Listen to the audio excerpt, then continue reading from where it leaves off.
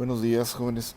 Vamos a continuar con el tema 1.3.3, referido a las ecuaciones fundamentales de par. Y para esto vamos a apoyarnos en este sistema equivalente de motor-carga en un sistema de un servomecanismo, el cual está compuesto por un motor y una carga. El motor pues ejerce un par desarrollado definido como T, y la carga presenta un par de carga definido como TL. El motor desarrolla ese par a cierta velocidad definida por omega m. Entonces aquí podemos eh, ver claramente que el par de carga TL siempre va a estar opuesto al par desarrollado por el motor. Entonces el par del motor lo vamos a definir como simplemente la T, o también podemos definirlo como TD, par desarrollado, o simplemente también como el par motor o TM. Y el par de carga es el par que presenta precisamente todo el sistema de carga conectado hacia la flecha del motor. Y para esto vamos a apoyarnos con esta lámina que ya tenemos aquí preparada.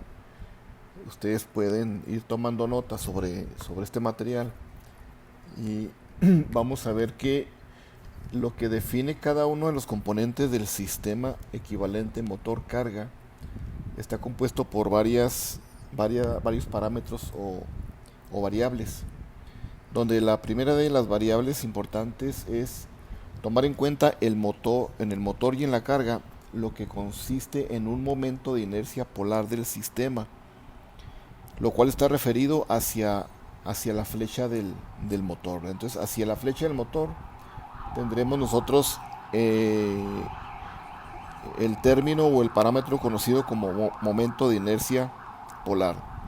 Y ese está dado en las unidades de kilogramo metro cuadrado. La velocidad angular del motor, que es omega m, es la velocidad instantánea de la flecha del motor, que va a estar dada en radianes por segundo. El par desarrollado por el motor, dado en unidades de newton metro, es aquel par que desarrolla el motor de manera instantánea desde el arranque del motor, hasta que se llega al par en condiciones estables. Y TL representa el valor instantáneo del par de carga. Entonces el par de carga es aquel par que se resiste al movimiento que entrega el par motor, y está referido a la flecha del motor y también dado en newton metro. Dentro del par de carga se incluye tanto la parte del par de fricción y el windage del motor, ¿verdad? Que ya comentamos que está referido hacia la oposición que tiene una vez que se ejerce el aire o el viento en el movimiento del motor. Ese es un par que se opone al par desarrollado por el motor. En la siguiente ecuación, que aquí la definimos como ecuación 1.1, define el balance que se tiene en los pares del motor y de la carga. Entonces, la diferencia del par motor y el par de la carga nos da, en esta ecuación, esta diferencia nos da este término. Este término no es más que la derivada con respecto al tiempo de la inercia y de la velocidad. Puesto que la inercia va a ser un valor ya conocido en el sistema, que es un parámetro dado en kilogramo metro cuadrado. Entonces, de esta ecuación, la inercia como constante o valor conocido sale fuera de esta ecuación. Sale en la parte izquierda de la derivada, y solamente el término que corresponde a la derivada es la derivada de la velocidad del motor. Entonces se puede expresar esta derivada en dos términos. Uno que deriva a la velocidad del motor y otro que deriva a la inercia propiamente del sistema motor-carga. Esta ecuación pues es aplicable a drives de inercia variable, tales como en los robots industriales, elevadores de minas y mandos de molinete. Si nosotros no tenemos esa inercia variable, simplemente podemos omitir este término, ¿verdad? Y todo va a quedar en función de la inercia constante por la derivada de la velocidad. Cuando un sistema alcanza su estado estable, es decir, que nosotros llevamos al motor a su velocidad constante, entonces imaginemos que esta es una gráfica de la velocidad con respecto al tiempo. Esta sería la velocidad del motor. Cuando arranca la velocidad desde cero, puede tomar más o menos este perfil con respecto al tiempo. Toda esta parte es la parte transitoria que está tomando la velocidad hasta que llega y se ubica en una velocidad prácticamente constante. Entonces, cuando ya el estado estable, que sería de este punto en delante, esta velocidad se puede considerar constante. Entonces, al momento de derivar una velocidad constante, este término se anula, quedando solamente esta diferencia de el par del motor menos el par de la carga va a ser igual a cero. Es decir, el par del motor se iguala al par de la carga.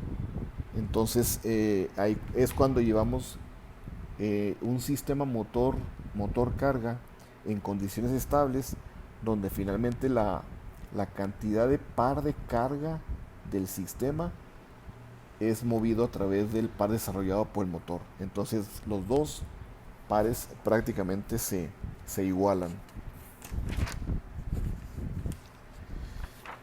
Cuando tenemos en esa condición que acabo de explicar, pues es lo que aquí conocemos como el par dinámico, ¿no? Entonces esto nos lo puede expresar la ecuación 1,2, donde el par dinámico puede estar presente en las operaciones transitorias.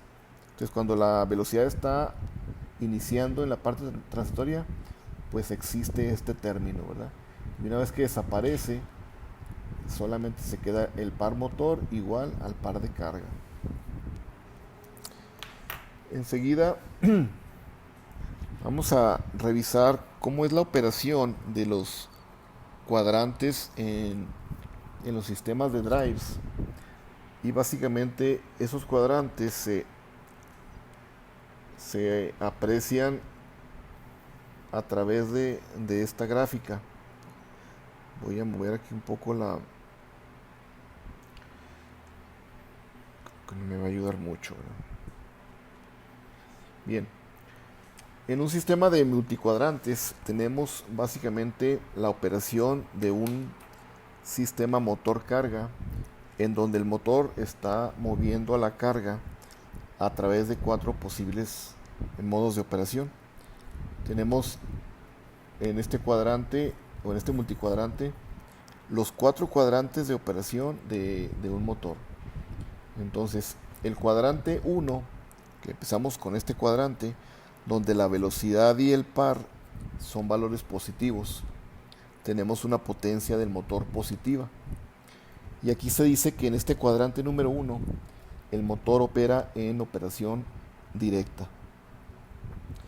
Contrario a esto, la operación en inversa de un motor va a corresponder cuando tenemos una velocidad, pero negativa, así que sería este punto, y un par también negativo. Entonces aquí tendríamos la velocidad con un signo negativo y el par también tendríamos aquí un par del motor, pero negativo.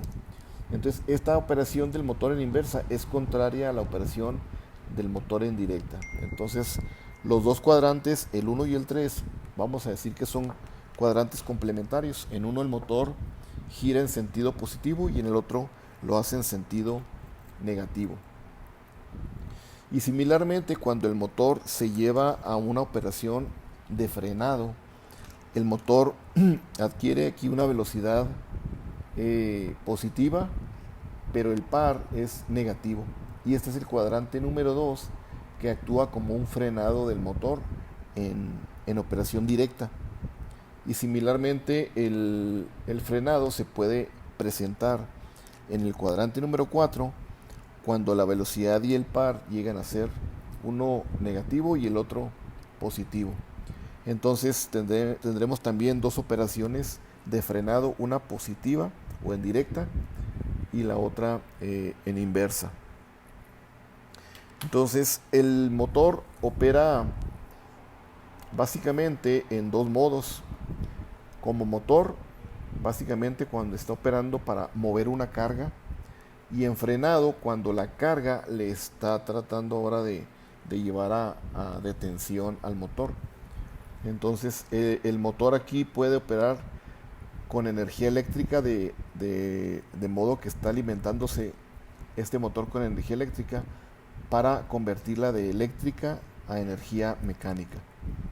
Y por el contrario, cuando se invierte la operación, la energía mecánica va a tratar de frenar al motor y esa energía mecánica ahora se va a convertir de energía mecánica a energía eléctrica, y este es el modo de operación que se conoce como frenado. Entonces, cuando es función como motor, se apoya al movimiento del motor y la carga. Cuando es frenado, aquí se opone ese movimiento de la carga con respecto al motor. En la siguiente gráfica, aquí se puede ver que lo voy a cambiar ahorita por otra gráfica, pero aquí lo que quiero mencionar es que la potencia de un motor está dada por el producto de la velocidad y el par. Entonces esto, si lo recuerdan de máquinas eléctricas, prácticamente para cualquier máquina eléctrica la potencia de un motor está relacionada con su velocidad del motor y su par. Entonces el producto de estas dos cantidades me da como resultado la potencia que está entregando el motor en la flecha. ¿Okay? Entonces voy a brincar a esta otra lámina que está más reducida para poderla ver con más claridad, la cual representa los cuatro cuadrantes de operación de nuestro motor. Entonces aquí vemos la gráfica del eje de las abscisas con la velocidad del motor, omega m, y en el eje de las X el valor del par. Entonces a partir de este cero nosotros vamos a tener cuatro cuadrantes de operación. El cuadrante 1, donde son las dos cantidades positivas. El cuadrante 2, donde una es positiva y el par negativo. El cuadrante 3 y el cuadrante 4. Entonces el sentido es en el sentido contrario a las manecillas del reloj, cómo se inicia el modo de operación de los cuadrantes 1, 2, 3 y 4. Entonces en el primer cuadrante se tiene un motor que va a mover una carga. En este caso es vamos a decir que es un ascensor, una jaula, y tiene un contrapeso que le permite poder accionar el motor junto con el contrapeso y la carga, para que no se vaya a ir solo la operación de esta carga. Entonces, en la operación de la velocidad positiva y el par positivo en el motor, aquí nos indican las flechas los dos sentidos de operación del par del motor y su respectiva velocidad. Entonces, la carga, como se va a oponer al movimiento que le va a producir el motor, tiene un sentido contrario al par desarrollado por el por el motor. Entonces el movimiento del motor en el sentido contrario a las manecillas produce que la carga se vea elevada o levantada. Y ese es el caso de la operación de la máquina como un motor. Y contrario a eso, pues vemos que el cuadrante número 3 es el sentido contrario para la velocidad y para el par. Entonces ahora la velocidad será en este sentido, ¿sí?, en el sentido de las manecillas, y lo mismo su par de motor. Y el par de carga ahora se va a tratar de oponer al movimiento que se da en el motor. Entonces estos dos cuadrantes, el 1 y el 3, son los cuadrantes en los cuales se opera el motor como tal, o la máquina se opera como motor. Y por el contrario, el movimiento de frenado en un motor va a estar dado cuando se presente el cuadrante número 3, perdón, el cuadrante 2 y el cuadrante 4. Entonces aquí es cuando la máquina se lleva a un frenado, y ahora la energía mecánica de la carga se está transfiriendo como energía mecánica hacia el sistema de la fuente eléctrica. Entonces el cuadrante 2 y 4 corresponden a los casos de los frenados: frenado en inversa y frenado en directa.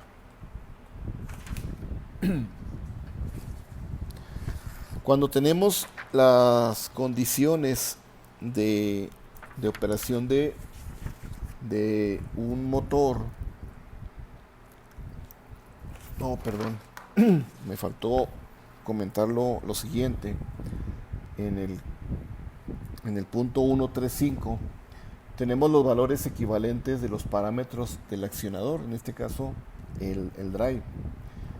Las diferentes partes de una carga se pueden acoplar a través de los diferentes mecanismos, y estos mecanismos son a través de engranes, de bandas en B, o también de flechas de transmisión.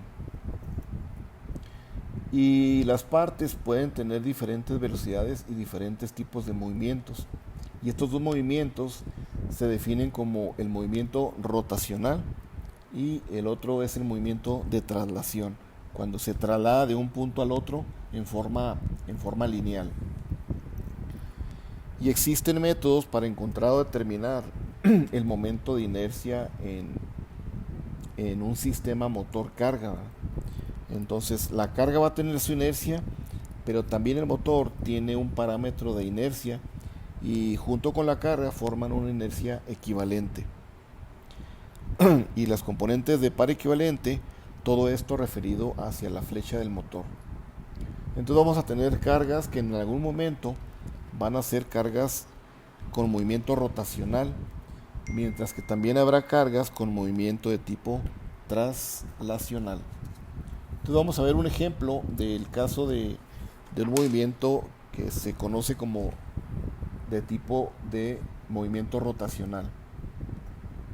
Entonces aquí se considera en el movimiento rotacional que un motor está accionando a dos cargas. Sin embargo, las dos cargas, esta es la carga, vamos a decir, la J0 y la J1.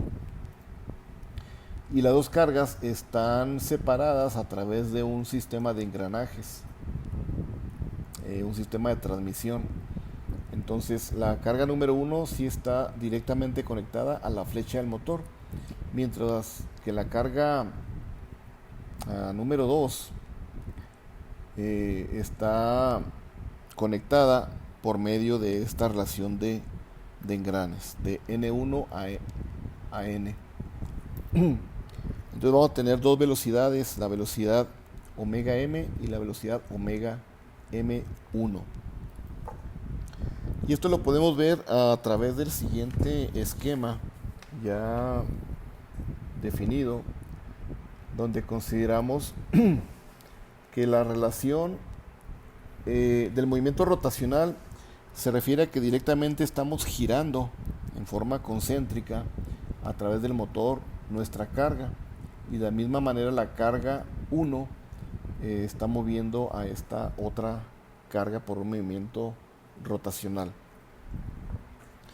Entonces vamos a tener aquí dos velocidades, la velocidad omega m directamente del motor y la velocidad omega m1 referida a la otra carga. Entonces entre estas dos velocidades vamos a tener una relación que va a estar dada precisamente por la relación de los radios o de los engranes que tenemos en el sistema de transmisión de engranes. Entonces esta A1 es precisamente la relación que tenemos entre el número de dientes de los dos engranes. N representa el número de dientes del engrane principal y N1 del engrane secundario.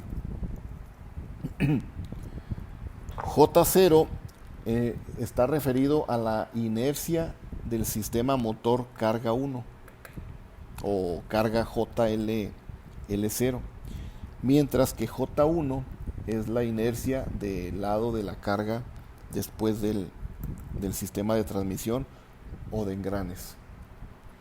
Aquí es importante despreciar las pérdidas que se pueda tener por el sistema de transmisión. Entonces de esa manera simplificamos nuestro análisis para no entrar mucho en detalle con las pérdidas que se puedan producir por el contacto y la fricción de los engranes. Entonces todo estará dado por la energía cinética debido a la inercia equivalente, donde debe ser la misma que la energía cinética de varias partes móviles. Entonces aquí se simplifica esta parte. Entonces este término que vemos aquí de la ecuación, el anterior fue la ecuación número 1.3 y en la ecuación 1.4 está referido a las energías cinéticas que se presentan en nuestro sistema. Entonces recordemos, la energía es el producto de la inercia por la velocidad al cuadrado, y ese producto, la mitad de eso es lo que corresponde a la energía en mi sistema. ¿Okay? Y esa energía pues es la suma de las dos energías del sistema J0 y del sistema J1. Entonces, así, similar como lo tenemos en la energía de un capacitor o la energía en un inductor, si recuerdan los términos de energía, la energía en un capacitor es un medio del valor de la capacitancia por la tensión al cuadrado. En cambio, en un inductor, la energía del inductor es un medio del valor de la inductancia por la corriente al cuadrado. Esas son las partes eléctricas de un sistema que almacena energía entre el inductor y el capacitor. En cambio, en la parte mecánica, la energía está referida a la cantidad de inercia que tenemos por su velocidad al cuadrado. Y de ese producto, la mitad de ello es la energía que tenemos en un sistema como energía cinética.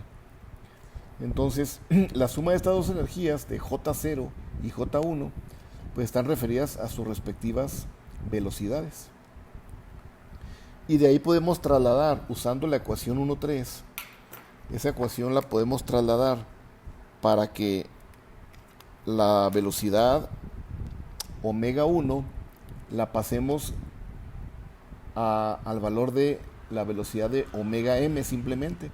Entonces esta omega m1, utilizamos esta ecuación 1.3 y aquí sustituimos el valor de la relación A1. Y ahora sí dejamos toda la ecuación 1.4 solamente en función del valor de la velocidad que viene propiamente desde el motor.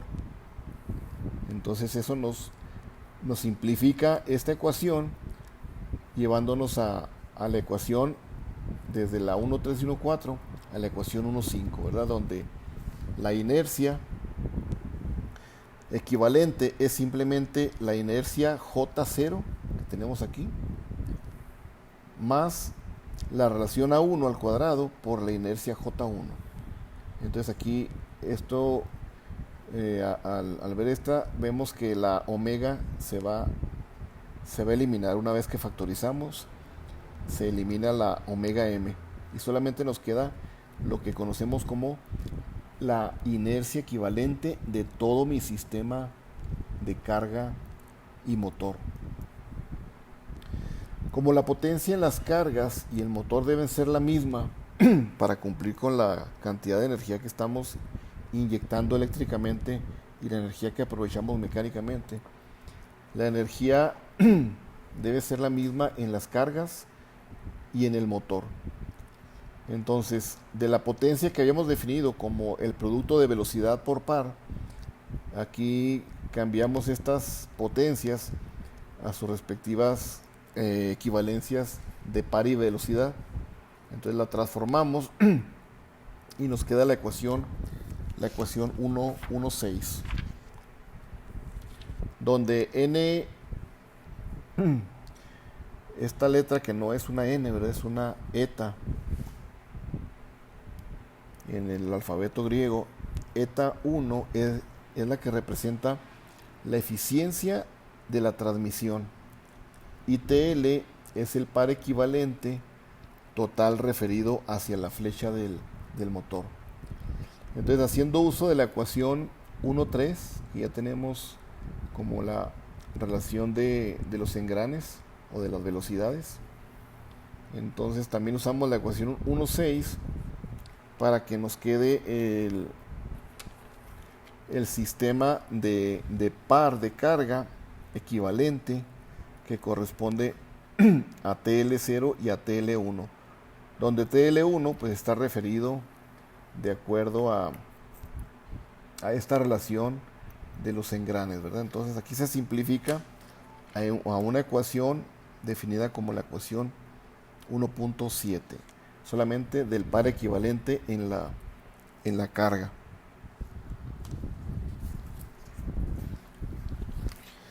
Si en la carga nosotros directamente vemos que está acoplada a más cargas con momentos de inercia diferentes definidos por J1, J2 hasta Jm, y también a relaciones de engranes de número de dientes definidos como A1, A2, A3 hasta AM. Entonces la ecuación que teníamos para la inercia equivalente en la ecuación 1,5 se puede extender hasta la ecuación 1,8, donde la inercia equivalente se puede definir a partir de esta expresión, donde incluye todas las inercias de las cargas y sus respectivas relaciones de engranes o de dientes o de velocidades, ¿verdad?, de los diferentes sistemas. Y similarmente, los pares de carga, que pueden ser más de uno, podríamos tener TL1, TL2, TL3, TL4, hasta TLM, también acoplados a través de transmisiones con relaciones de vueltas o de engranes o de dientes A1, A2 hasta AM, y eficiencias desde eta 1, eta 2 hasta eta m. Entonces también el par equivalente se puede expresar desde la ecuación 1,6 a la ecuación 1,9, donde se involucran todos los pares que pueda tener diferentes sistemas conectados a un solo sistema de engranajes. Entonces, en conclusión, el parámetro TL representa el par equivalente total referido hacia la flecha del motor. Entonces esto lo podemos ver de este sistema, en el cual tuviéramos a partir de esta carga más conexiones a más cargas, a más número de engranes. Entonces todo lo que vamos a referir del par equivalente va a ser hacia la flecha del motor, ¿verdad? Hacia esta flecha se va a referir todo lo que pueda existir de otras cargas y de otros pares.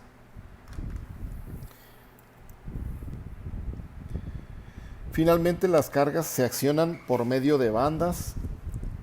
Pero si las cargas se accionan por medio de bandas en lugar de engranes, entonces aquí también debemos despreciar, así como hicimos